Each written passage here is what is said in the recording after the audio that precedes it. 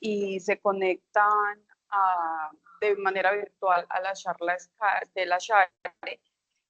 Me presento, mi nombre es Cristina Ruiz Dorado, residente de tercer año de anestesiología de la Universidad Surcolombiana. Le agradezco pues al profe Daniel, anestesiólogo pediatra de nuestra universidad, por la tutoría que me realizó para esta presentación, la cual se denomina Cerebro en Desarrollo y Anestésicos, Amigos o Enemigos, Riesgos y Evidencias Actuales.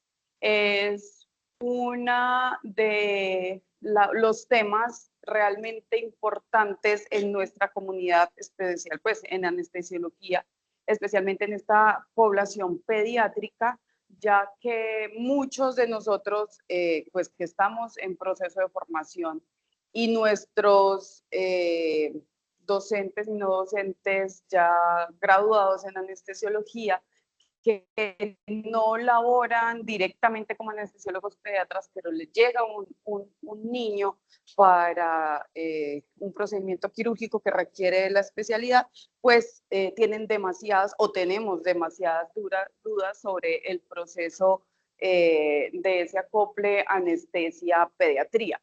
Es por eso que con el profe quisimos traer este tema en cuanto al desarrollo neurológico o la llamada neurotoxicidad de nuestros medicamentos en esta población.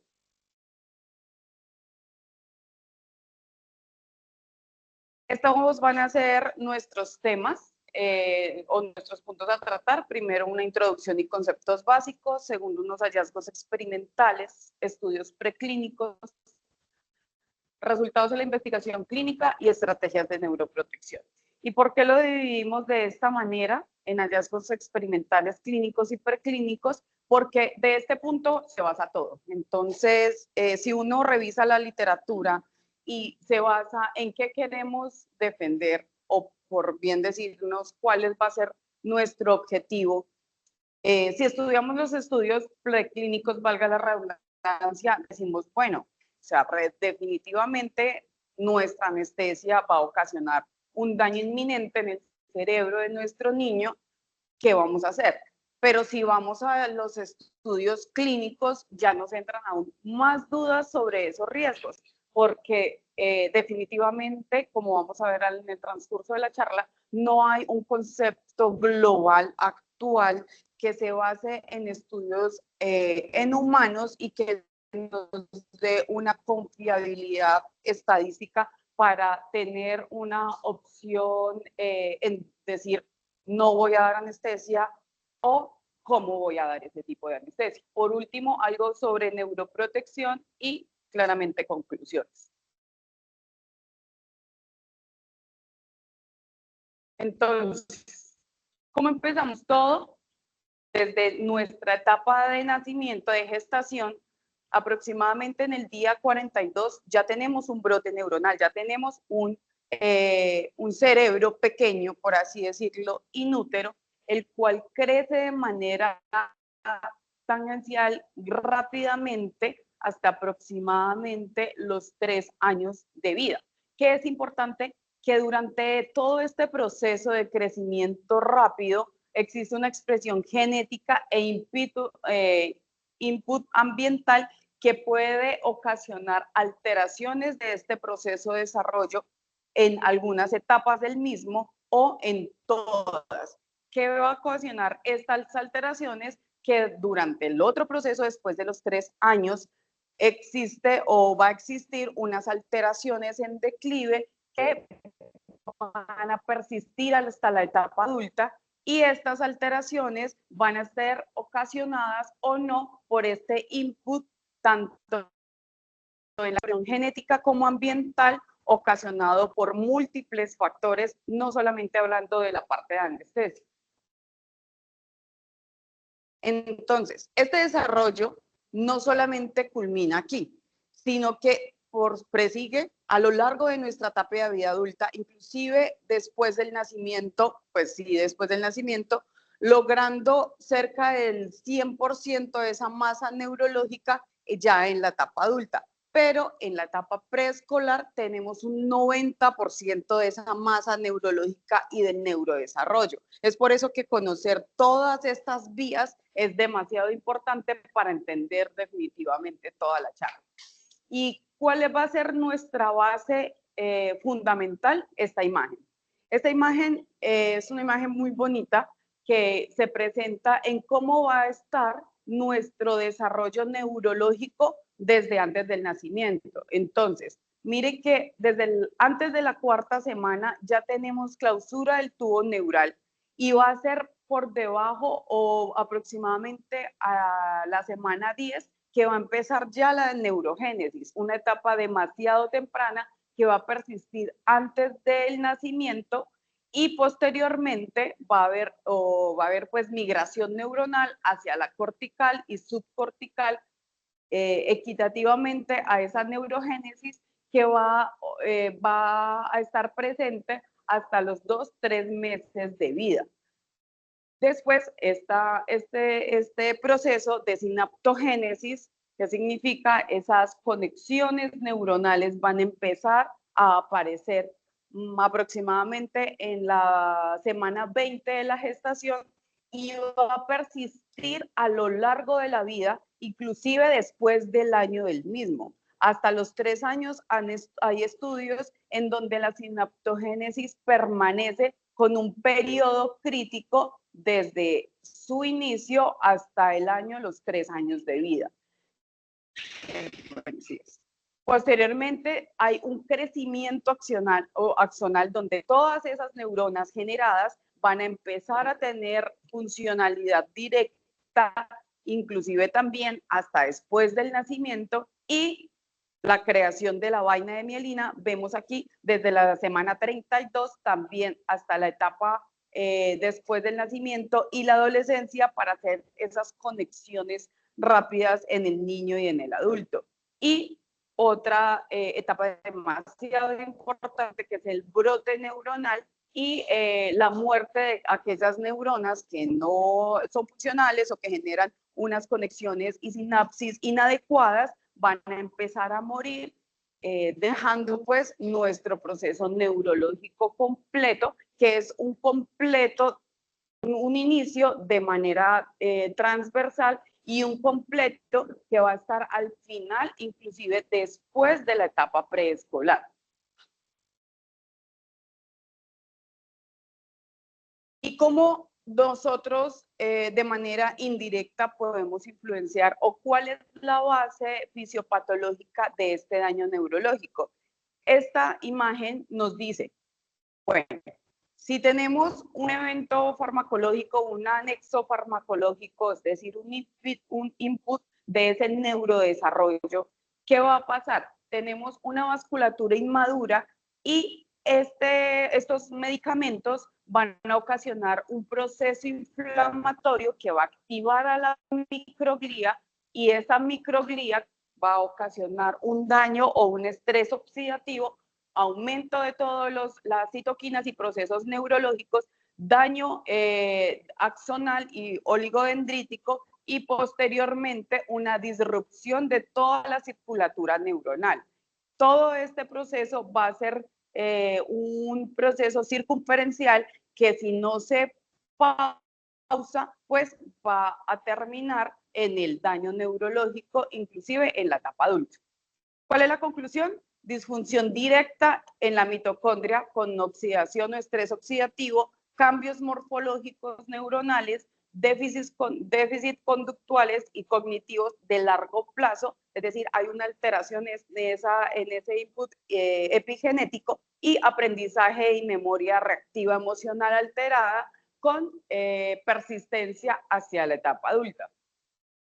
¿Y por qué es importante hablar de todo el proceso quirúrgico? Porque si bien en países desarrollados hasta el 10% de los niños reciben anestesia en los primeros 3 años de vida, en nuestros países, que son países subdesarrollados, con mayor violencia, mayor eventos traumáticos, este 10% va en aumento.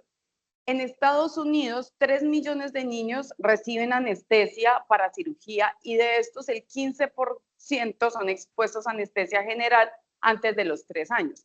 La edad más común es aproximadamente en el primer año de vida, 11 meses, una mediana de 11 meses, y el 4% van a requerir anestesia múltiple mayor a 3 horas antes de los 3 años.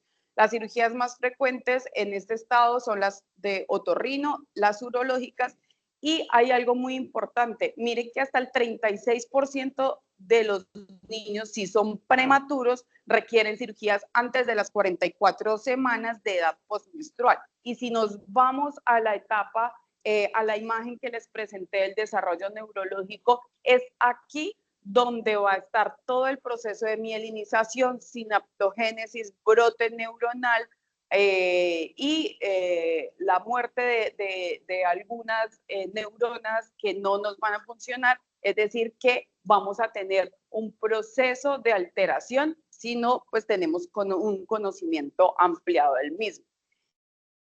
Pero ¿qué pasa? No solamente los procedimientos quirúrgicos o que requieran de una intervención quirúrgica son los que están en aumento. Este es un estudio donde se evidencia la tensión que hay entre especialidades porque generan solicitudes de manera elevada para niños en etapa preescolar para estudios no quirúrgicos, tomografías, resonancias magnéticas, etcétera, y vemos que la exposición, lo que es una línea seguida es una exposición, la línea punteada es hasta 1 y 2, y la línea punteada con líneas son hasta más de 2 exposiciones a anestesia para procedimientos quirúrgicos, para procedimientos no quirúrgicos imagenológicos. Y vemos como todos los niños, a medida de que crecen, van a tener más de 2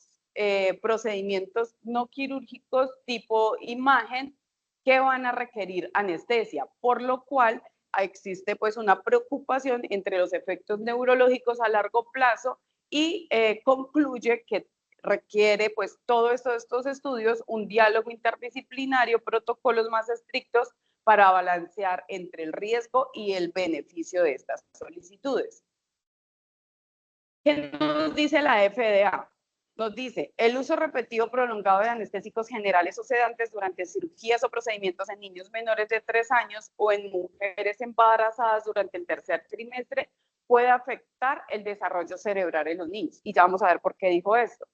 Pero la sociedad, el Colegio Americano de Obstetras y Ginecólogos en el 2022, dice, las mujeres en cualquier trimestre del embarazo reciben orientación sobre beneficios y riesgos de cualquier intervención propuesta que implique el uso de anestésicos y que ninguna mujer sea privada del procedimiento indicado que pueda requerir en estos fármacos. ¿Y qué nos dice la Sociedad de Anestesia Pediátrica? Que aunque haya indicios de problemas neurológicos por parte de anestesia prolongada o repetida en los niños, la evidencia en humanos aún no es concluyente, como les dije inicialmente. Por lo tanto, no se debe retrasar ni evitar una cirugía o procedimientos médicamente necesarios por temor a estos riesgos potenciales. Y si vamos a la pregunta, bueno, si causamos daño, ¿cuáles son los anestésicos que más causan neurotoxicidad? Definitivamente llegamos a la conclusión con el profe que todos, pero ¿cuáles más? ¿Cuáles podemos utilizar? ¿Cuáles no podemos utilizar? ¿A qué dosis? Todavía está en estudio o todavía no hay una definición clara, pero sí hay unos puntos claves. Entonces, todos los anestésicos nos van a ocasionar con el tiempo formación accional anormal y muerte neuronal que puede llevar alteraciones del comportamiento y la cognición. Y los más estudiados definitivamente son aquellos agonistas GABAérgicos y los bloqueadores del receptor NMDA. Pero no solamente ese daño neuronal o esa neurotoxicidad se debe directamente a las alteraciones en estos receptores, sino también al estrés quirúrgico, enfermedades subyacentes que tenga el niño, manejo perioperatorio múltiple y claramente a las alteraciones o el ambiente en el cual él vive. Es por eso que han existido diferentes tipos de estudios a lo largo de todo el tiempo que nos van a decir, bueno, este proceso es de esta manera, podemos actuar de esta manera, pero todavía no hay algo en humanos que nos pueda definir un concepto exacto. Si basamos en estudios preclínicos como este de Economido o el de Jeff Toby, nos vamos a dar cuenta que definitivamente en estudios preclínicos basados en animales, el daño neurológico va a ser inminente. Posteriormente, en el 2007, ya empezaron los estudios en animales más avanzados, como los primates no humanos, y en el 2010 la FDA dice, es alerta, de que puede causar daño un evento anestésico prolongado, y en el 2016 ya lo advierte.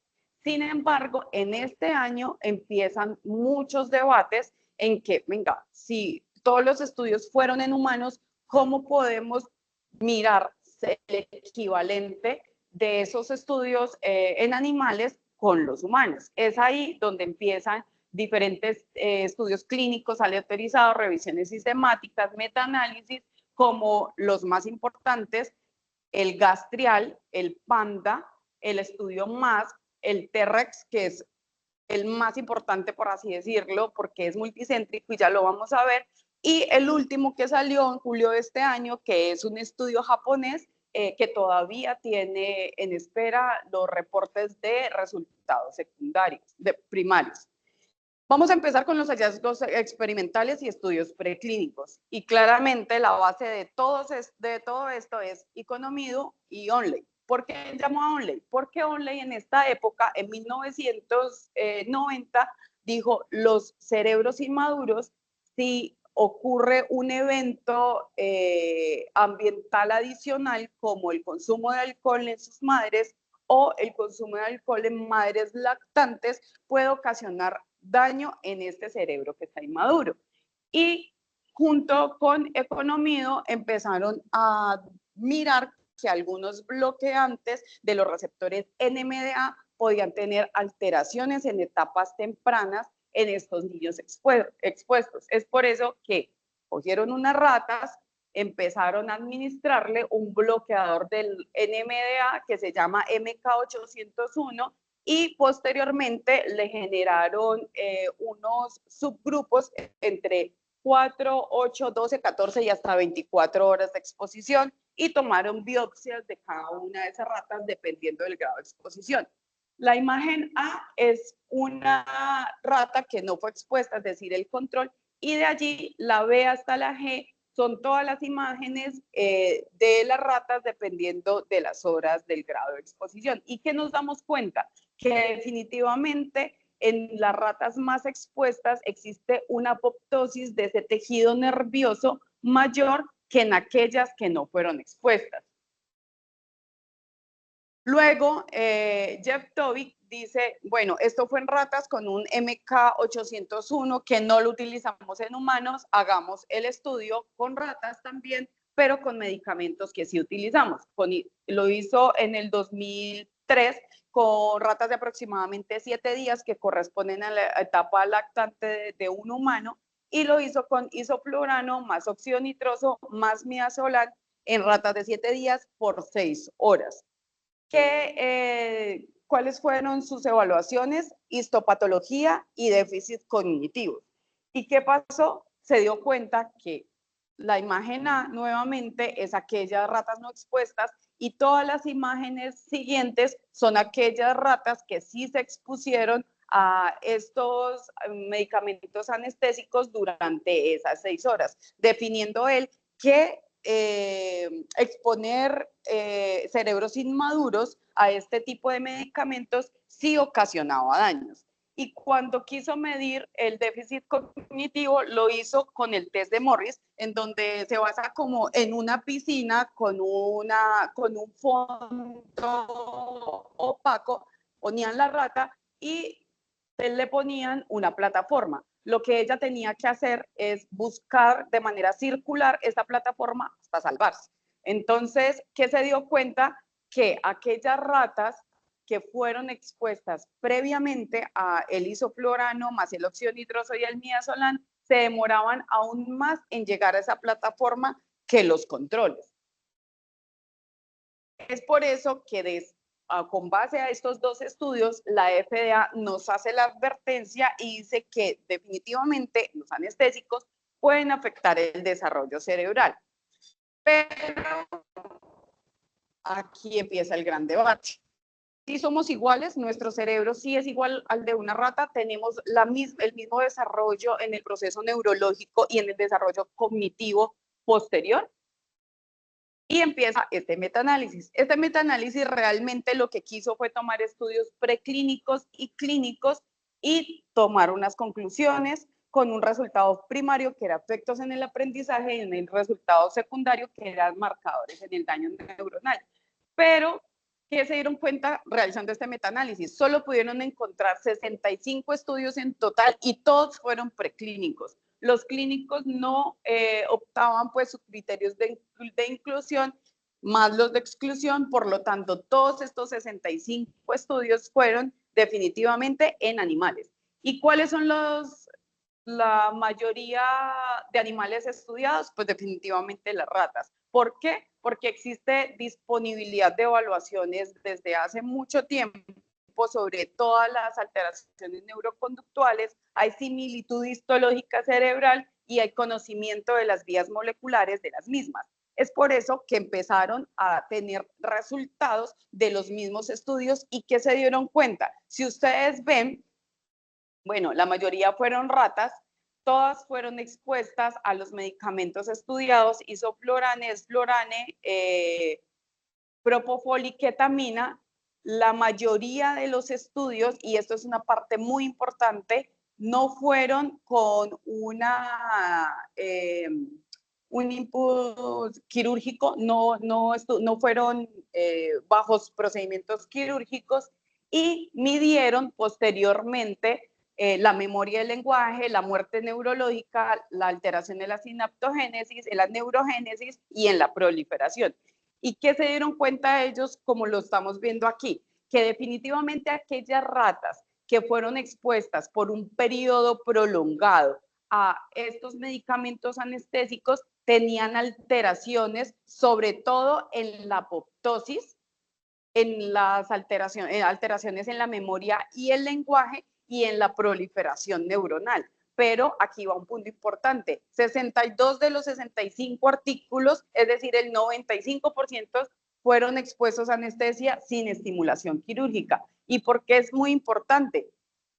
De ahí se basan las diferencias en el crecimiento del desarrollo neuronal. Si bien el primer trimestre humano corresponde a 1 a 10 días de la gestación, el segundo 10 a 20 días de la gestación y el tercero de 1 a 10 días después del nacimiento en roedores, esto va a ser muy importante para definir en qué momento se están haciendo estos estudios. Como vemos en los humanos, nuestro desarrollo se basa de antes del nacimiento hasta después del mismo, mientras en las ratas también puede ocasionar unas alteraciones pues hasta después del nacimiento, pero esa sinaptogénesis va a terminar después de que ella nace, igual a la mayoría pues de los otros animales estudiados. Y también 1 hora de anestesia para nosotros los humanos es correspondiente a 22 a 83 horas, o sea, un periodo muy prolongado en una rata.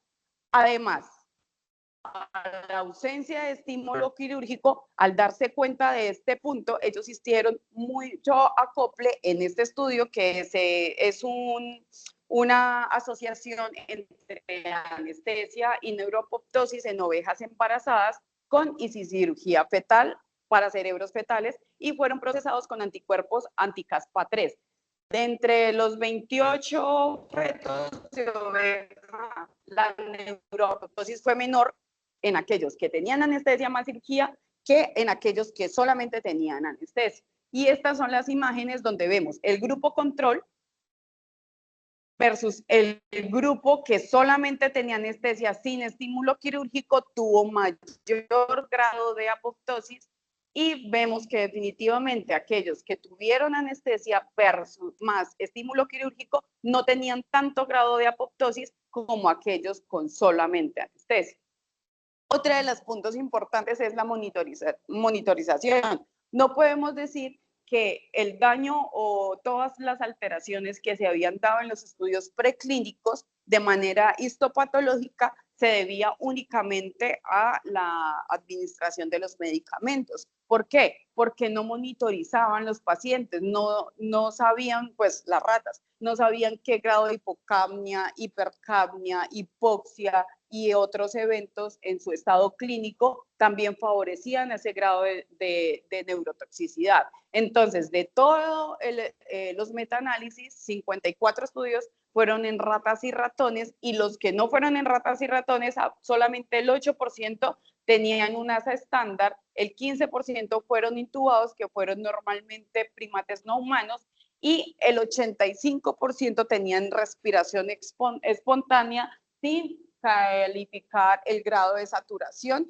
ni el grado de hipo o hipercapnia.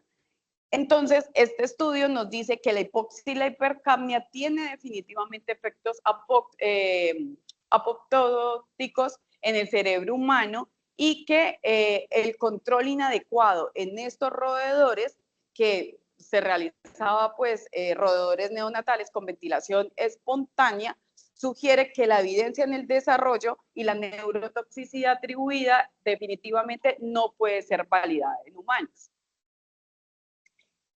Este estudio es muy importante porque ellos dicen, bueno, se asocia, si definitivamente estos previos no monitorizaban la hipercapnia, pues la vamos a monitorizar y vamos a ver cuál es la asociación entre la neurotoxicidad y con medicamentos halogenados y la hipercapnia. Y que se dieron cuenta que aquellos pacientes que sí les monitorizaban el grado de hipercapnia tenían mayor lesión neurológica, es decir, aquellos que estaban hipercápnicos más isoflurane iban a tener lesión neurológica mayor que aquellos que estaban con una normocapnia y con isoflurane. Entonces se dieron cuenta que la exposición de ratas recién nacidas a isoflurane durante algunas horas puede causar muerte cerebral, pero que definitivamente la hipercapnia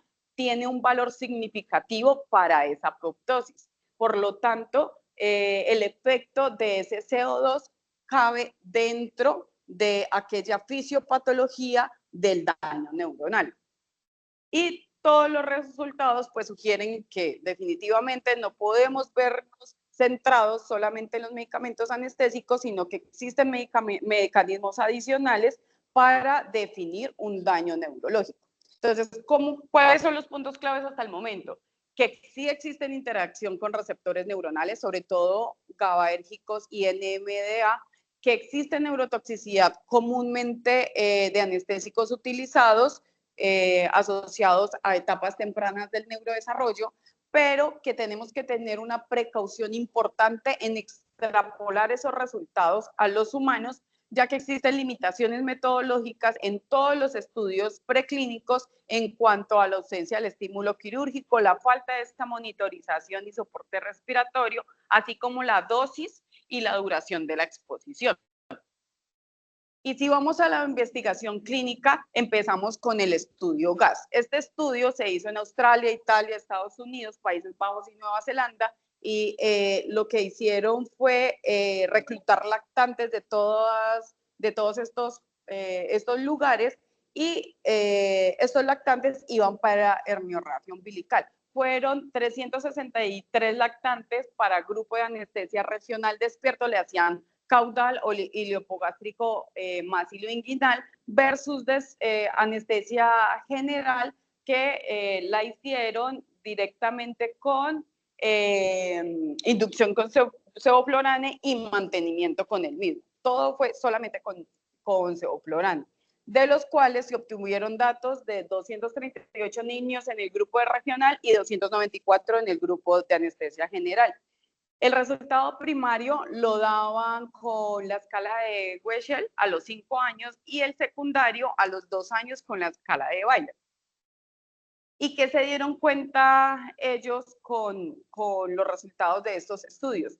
Que definitivamente en todos los procesos en los que los niños iban o tenían anestesia, hasta los 2 años con baile no presentaron ninguna diferencia entre las dos, tanto con regional, sin ningún tipo de sedación, versus con general, solamente con sevoflurane.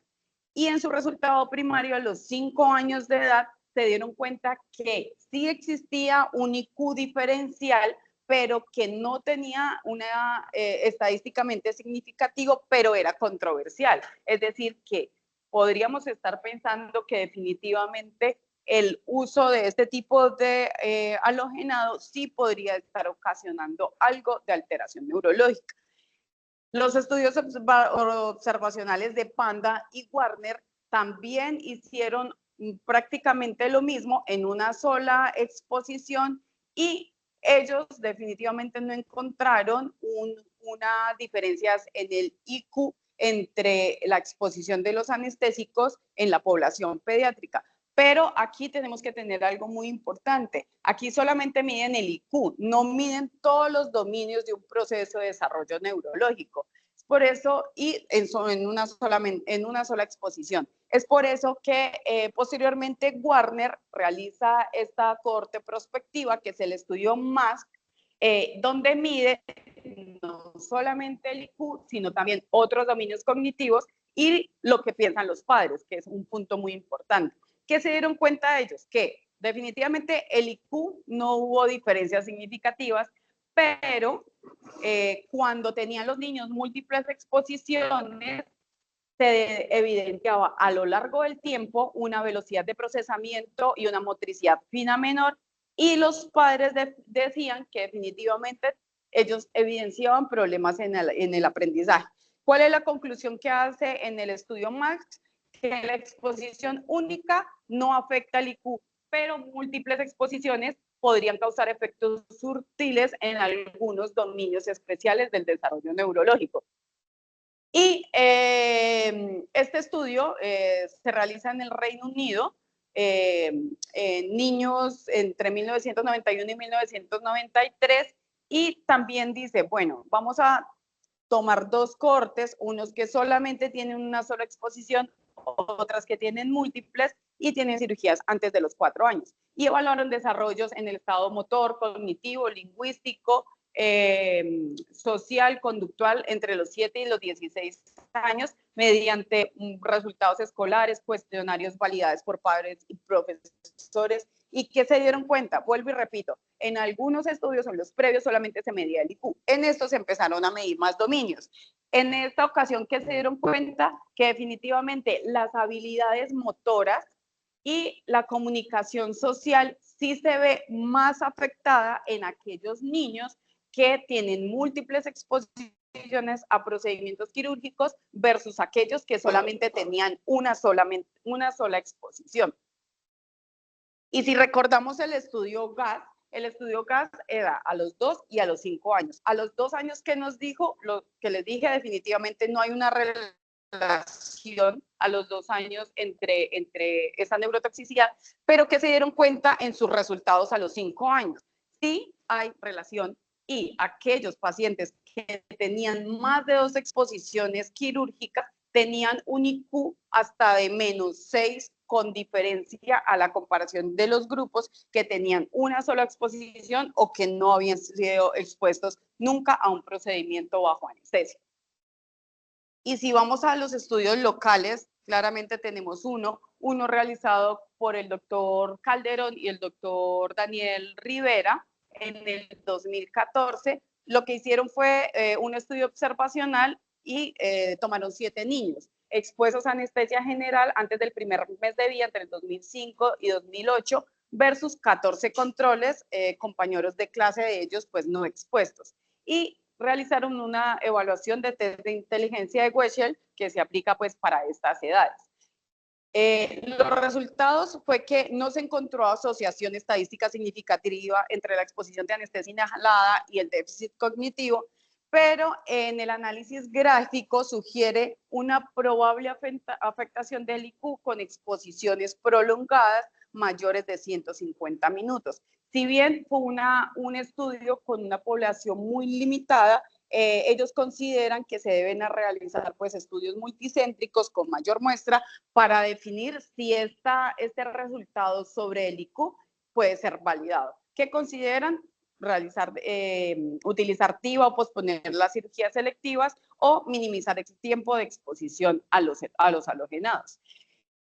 Y definitivamente hay muchos estudios donde nos dicen cuáles son los tipos de anestésicos que nos pueden ocasionar daño. Y vamos a ver que la mayoría se basan en bloqueantes del NMDA. Y por eso ellos ponen como principal agente la ketamina, seguido por los halogenados, y de ahí los siguientes, en menos proporción y propofol, midazolam, etc. Y la pregunta va a ser, bueno, entonces, ¿qué hacemos? O sea, ¿cómo los neuroprotegemos? ¿Qué hacemos para minimizar los daños? Existen dos maneras, una fisiológica y otra con medicamentos que todavía siguen en estudio. La fisiológica es que definitivamente tenemos que hacer una protección neurológica con esa autorregulación cerebral, homeostasis cerebral en todas las intervenciones de procesos quirúrgicos y no quirúrgicos en estos niños. ¿Y cuál va a ser la base fundamental? Mantener esa homeostasis cerebral, evitando la hipotensión y evitando la hipoxia, isquemia en estos menores.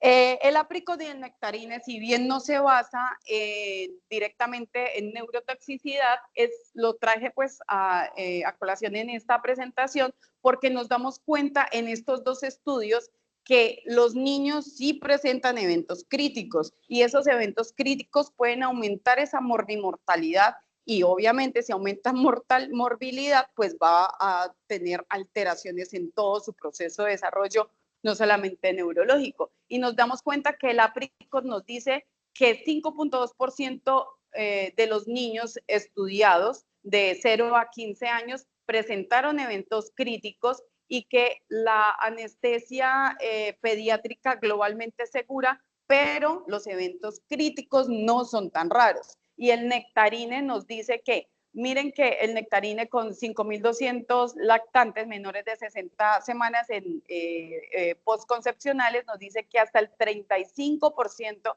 presentó eventos críticos como hipotensión, bradicardia, desaturación y que los lactantes pequeños tienen mayor riesgo de complicaciones.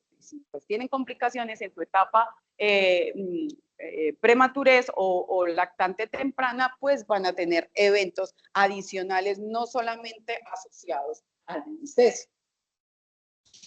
El Savetot es un estudio que para mí es uno de los más bonitos dentro de todo lo que leí, en donde dice que cómo prevenimos ese daño cerebral subclínico y evitar eventos adversos como el paro cardíaco perioperatorio, la depresión respiratoria, la hipotensión, edema cerebral, y nos dice cómo mejorar esa seguridad en anestesia en niños pequeños, especialmente antes de los 3 años, donde está toda su etapa de desarrollo neurológico. Y nos pone esta imagen que la tenemos que tener en nuestra cabeza siempre. No solamente son los anestésicos, nos pone esta imagen de 10 puntos en una lista de chequeo que es que el paciente no tenga miedo, importante, que el paciente esté normovolémico, normotenso, normocárdico, normoxémico, normocárnico, normotérmico, normoglicémico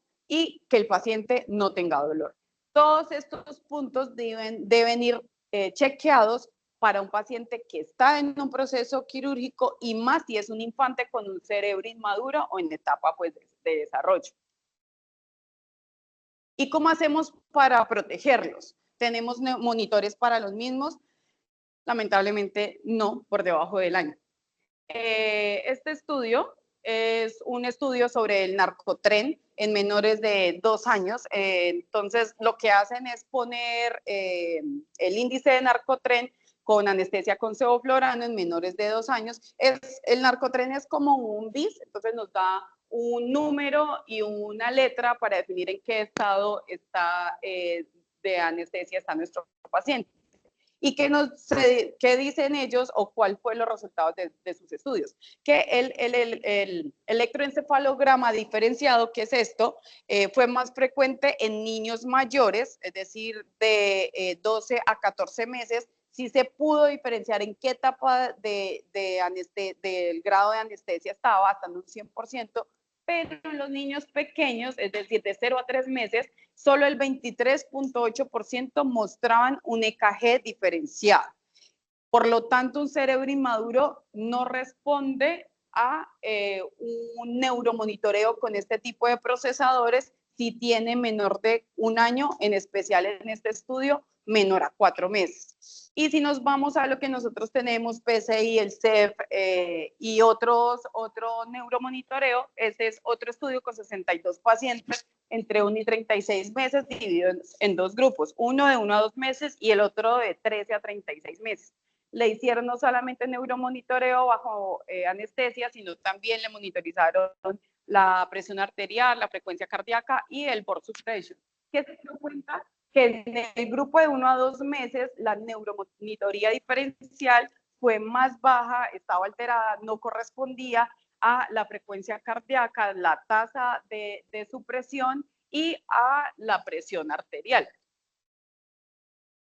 Y el índice de PSI no evaluaba definitivamente con precisión la anestesia de los niños desde 1 año. Por lo tanto, en la población pediátrica, en especial pues, de 0 a los 12 meses, los índices procesados muestran una fiabilidad limitada. ¿Y qué recomienda? Pues hacer un electroencefalograma en crudo, pero pues ya sabemos que es muy difícil poner todo el proceso de un electroencefalograma en crudo para procedimientos quirúrgicos en estos infantes. Que en este grupo poblacional podríamos encontrar valores falsamente elevados, diferidos de todas las diferencias fisiopatológicas, lo que nos podrían hacer o sobreestimar o subestimar o tener unas dosis anestésicas diferentes a las requeridas, y que algoritmos desarrollados para adultos no son directamente extrapolables para los niños pequeños. Por lo tanto, no hay evidencia con respecto a desenlaces cognitivos, conductuales, y cuidar el cerebro de nuestros niños en el perioperatorio debería ser pues definitivamente nuestra meta. Y si vemos alternativas en estudio o alternativas para ese proceso de neuroprotección, hasta el momento, y ya vamos a ver en el T-REX y en el estudio japonés, está la dexmedetomidina y los opioides. Y no solamente en los dos estudios nuevos, sino también en el metaanálisis que previamente les presenté. Ellos solamente buscaban los daños, pero se dieron cuenta como un hallazgo incidental adicional que la dexmedetomidina en estos niños mejoraba el proceso conductual, es decir, lo tomaron como un neuroprotector. Y la otra opción es realizar anestesia neuroaxial regional sin sedación o con sedación con estos dos tipos de medicamentos. Y este es el estudio que les digo, o sea, ellos aquí no querían saber qué favorecía y qué no, solamente qué hacía daño, pero en su hallazgo incidental se dieron cuenta que definitivamente la dexmedetomidina, entonces aquellos niños que la tuvieron, aquellos animales que la tuvieron, estaba a favor para neuroprotección. Y este es el estudio T-REX, ya casi para finalizar, en donde tomaron 60 lactantes que fueron llevados a cirugía, hisopado, cirugía abdominal inferior, de extremidades inferiores. 4 de ellos fueron excluidos, 2 porque no se pudo realizar la cirugía, 1 porque los padres no quisieron, y el último fue porque estaban dentro de no pertenecían pues a los criterios de inclusión. Le hicieron anestesia caudal más inducción con sevoflurano, le ponían el sevoflurano, le hacían la caudal, le quitaban el sevoflurano y continuabas únicamente con la caudal. Y con la caudal más una infusión de dexmedeto más remifentanilo únicamente con efectos de sedación. Y tomaron 3 protocolos diferentes que en definitiva lo que se basa en estos 3 protocolos son las diferencias en dosis de remifentanilo. ¿Y cuáles fueron los resultados iniciales de ellos? El 85% tuvieron éxito para realizar este tipo de procedimientos bajo este tipo de anestesia, y de manera inmediata, a los 3 años, de manera inmediata, no hubo alteraciones inmediatas, vuelvo y repito, pero está pendiente los reportes de IQ, de lenguaje, habilidades motoras, comportamiento y conducta a los 3 años. Este es uno de los estudios base más grandes que se ha hecho porque es multicéntrico, son infinidad de niños para tener este tipo de resultados que en definitiva es uno de los más esperados. Y este es otro estudio que es el último que apareció ahorita en julio del 2025, que es un estudio coreano en donde realizan prácticamente lo mismo sobre infantes, controles con mantenimiento con sevoflurano y los otros con remifentanil dexmedeto y el sevoflurano limitado. Y que se dieron cuenta ellos que el desenlace primario del estudio, el desenlace secundario del estudio fue cómo se comportaban esos niños de manera inmediata y a las 30 meses post procedimiento quirúrgico, y ellos dicen que en esta etapa inicial, o sea, su desenlace secundario, no hay ninguna alteración sobre los dos grupos, pero estamos pendientes del desenlace primario del estudio, que es una evaluación pues de todo el proceso de neurodesarrollo hasta los 5 años, o sea, apenas salió, todavía faltan sus resultados. Sin embargo, ¿qué pasa a diferencia del T-Rex? Este solamente fue en una población coreana, mientras el T-Rex es multicéntrico. Por lo tanto, los estudios más esperados, los resultados más esperados definitivamente van a ser los del T-Rex. ¿Cuáles son las conclusiones? Y me voy a permitir leerlas. Es que el cerebro infantil, especialmente durante los 3 primeros años, está en etapa crítica de desarrollo y es altamente vulnerable a factores internos, externos, anestésicos que podrían afectar su neurodesarrollo. Que la neurotoxicidad anestésica se define como un daño potencial del cerebro causado por exposición no solamente a agentes anestésicos, sino también a diferentes tipos de procesos adicionales. Y en nuestra opinión, pues, en cuanto a anestésicos, pueden alterar los receptores GABA y NMDA, provocando todo el proceso de inflamación, apoptosis y déficit en los dominios del neurodesarrollo. Que aunque los modelos en animales se han demostrado daño neurológico por la anestesia, no se puede extrapolar en los humanos, por lo tanto, debemos ser precavidos en la interpretación de los resultados, que los estudios en humanos sugieren que una exposición única y breve es segura, pero que una proporción significativa de niños postnatales está expuesta a agentes anestésicos con exposiciones múltiples y prolongadas que pueden empeorar sus riesgos, y que los anestesiólogos deben valorar cuidadosamente riesgo-beneficio en toda esta población pediátrica, considerando esa vulnerabilidad del desarrollo neurológico y los efectos a largo plazo. No hay evidencia concluyente para modificar la práctica anestésica en este momento, pero sí hay puntos importantes, como minimizar las exposiciones y usar la dosis mínima para esos infantes. En definitiva, pues la neuroprotección en anestesia requiere un enfoque integral. Ojalá y pudiéramos realizar un electroencefalograma en crudo en menores de 1 año, una estabilidad fisiológica siempre, una elección cuidadosa de fármacos para minimizar el riesgo de neurotoxicidad. Si bien no podemos decir que pueden causar solamente este fármaco daño, si tenemos otras opciones correspondientes que no causan tanto daño en cuanto a estudios, pues las debemos utilizar. Y para llevar a casa, esta es lo que quisimos traer como mensaje final con el profe, es que si no es absolutamente necesario, evitar las cirugías electivas en menores de 3 años. Pero cuando el procedimiento sea definitivamente inevitable, procurar que esa anestesia sea exposición única, lo más breve posible y con las dosis lo mínimamente necesarias para el grado de profundidad anestésica que vamos a requerir.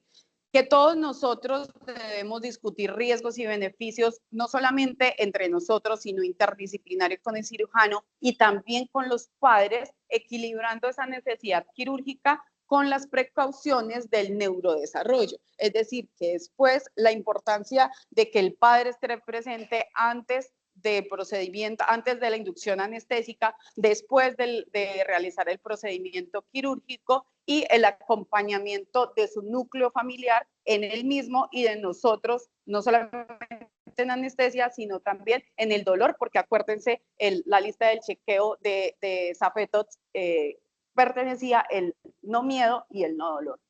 Entonces, por último, pues que cuidemos a nuestros niños, eso va a ser la base fundamental de de nuestras metas anestésicas, en cuanto pues a niños, adultos también, pero en este caso cuidemos a nuestros niños. Esos son mis compañeros que actualmente estamos en anestesia en la ciudad de Neiva, una comida y pues de los cuales creo que todos nos sentimos orgullosos por el grupo unido que somos. Y por último, abajo está mi correo electrónico. Quien quiera, realmente es una revisión muy extensa, entonces quien guste, les pasaría los artículos, me envían su correo, yo se los envío con un link adicional. Pues agradecer a la Shari y a la universidad por el apoyo, y el último es el link para el QR para que por favor nos puedan ayudar en registrarse como participantes de la actividad. Gracias.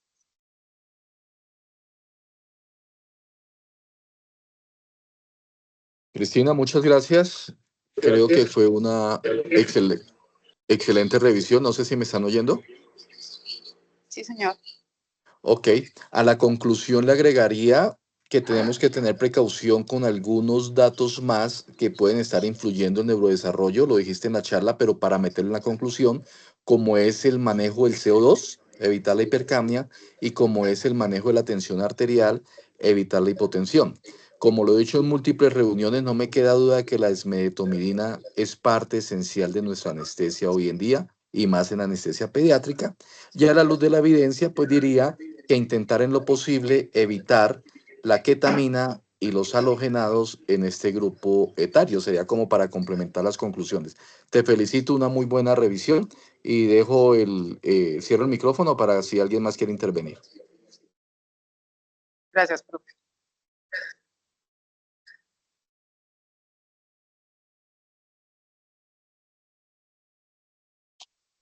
¿Todo claro? ¿Alguna pregunta? ¿Alguna duda?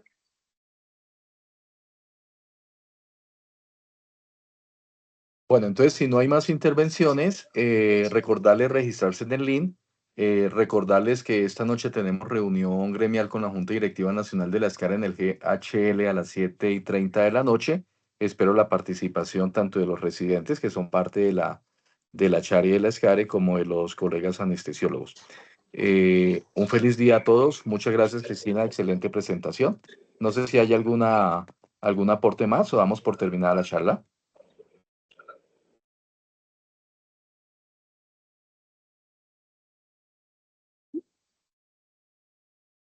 Ok, No, profe, muchas gracias. Bueno, Cristina, felicitaciones. Muchas gracias, chao. Gracias, profe.